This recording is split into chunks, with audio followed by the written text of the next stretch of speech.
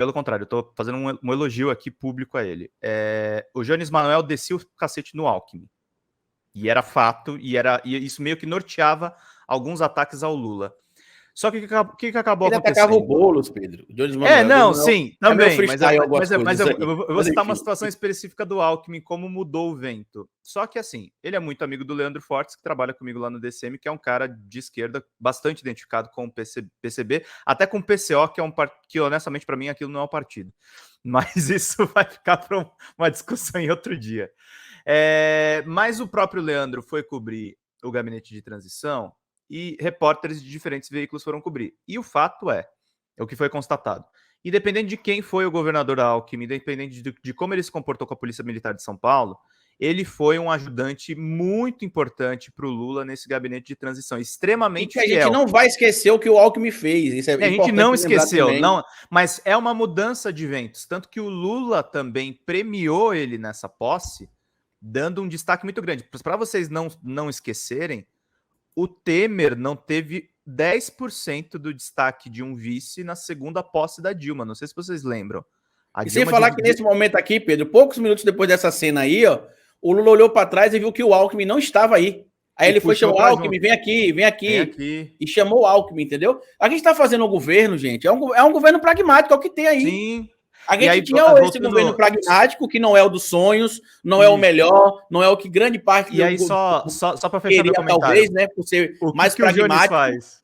Ele troca, ele deixa de atacar o Alckmin, porque não cola, porque não é verdade que ele é talvez o golpista que muitos imaginam que seja, e ele passa a criticar a Simone Tebet, que sim, tem muito mais argumento, embora ela também tenha baixado o tom desde quando ela virou ministra, dentro do governo Lula. Essas críticas vão existir, mas assim, se não tiver um ajuste também de calibre, vira uma coisa que lembra, sei lá, com todo respeito aos fundadores do PSOL, mas lembra o PSOL dos primeiros anos, aqui, assim, criticava o Lula. Sabe o que é que tá me preocupando, Pedro? É que assim, eu tenho olhado alguns dias e tá tipo assim, por exemplo, Lula começou a nomear os ministérios, e eu não concordo com algumas indicações, a gente tem de cobrar mesmo. Comunicações é péssima. Eu já assinei um documento oficial reprovando a indicação do Juscelino Filho e do União Brasil como o partido que vai deter ali o Ministério das Comunicações. Eu já falei isso publicamente no meu canal, tô falando publicamente aqui de novo, falei publicamente na revista Fórum, falei no meu Twitter, no meu Instagram, enfim, eu tô me pronunciando publicamente sobre essas situações. O grande problema é que eu tô entrando em alguns perfis e tá assim, tá vendo? Vocês estão escolhendo Lula para representar a burguesia. O pobre vai continuar sofrendo, passando fome. Lula representa os grandes empresários. Lula jamais é alguém que veio do povo e que representa o povo. E aí a gente precisa ter um pouquinho de cautela no discurso, né? Porque então, o Lula não é o presidente comunista, isso é um fato. Ele não é um presidente comunista. Mas dizer que o Lula é só um representante da burguesia que não está preocupado com o pobre, não está preocupado com o povo, tem de ignorar as estatísticas do Brasil durante o período que Lula foi presidente, por exemplo. Tem que ignorar essa foto, né, cara? Tem que ignorar essa foto, né? O meu problema com o Jones, por exemplo, é essa questão, que o Jones ele adequa o discurso a algumas situações que me incomodam. Então, assim, eu não tenho briga pessoal com o Jones.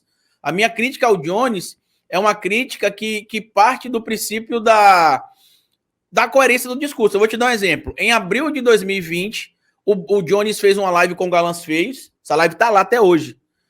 E na live ele dizia que o Boulos era menos esquerda que o Daciolo. E que o Boulos também era o representante da burguesia. Que isso, que aquilo. Quando chegou em novembro, onde é que estava o Jones Manoel fazendo campanha? Em São Paulo, porque o Boulos, naquele momento, era o cara da hype. Então, assim, eu não tenho nada pessoal contra o Jones, mas eu acho que algumas pessoas, quando começam a crescer na internet, meio que ficam se sentindo ali os justiceiros, né? Tem de sempre trazer uma frase chocante, tem sempre de ter um posicionamento muito polêmico. Para gerar like.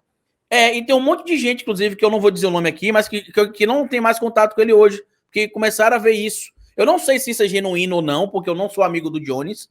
As minhas percepções são teóricas, né? Porque alguns contextos que ele traz, inclusive para mim, são interpretações freestyle de alguns autores ou de algumas obras da luta aí que ele acredita. Mas, enfim, a gente precisa ter cuidado. As pessoas que estão nessa luta, os comunistas agora, Pedro, terão um papel fundamental no que a gente chama de consciência de classe.